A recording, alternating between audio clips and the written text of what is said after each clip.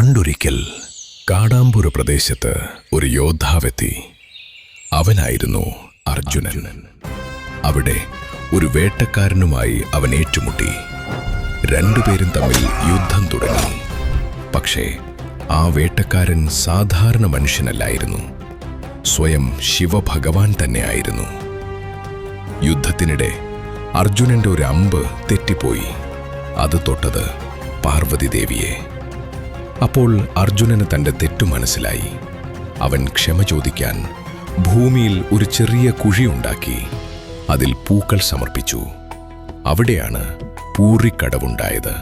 ഇന്നുവരെ അവിടെയൊരു വിഗ്രഹമില്ല.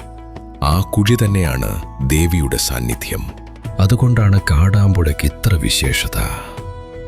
ഇന്നും കാടാമ്പുഴയിലെ ആ പൂഴിക്കടവിൽ ദേവിയുടെ സാന്നിധ്യം ഭക്തർ അനുഭവിക്കുന്നു. അമ്മേ ശരണം, ദേവി ശരണം.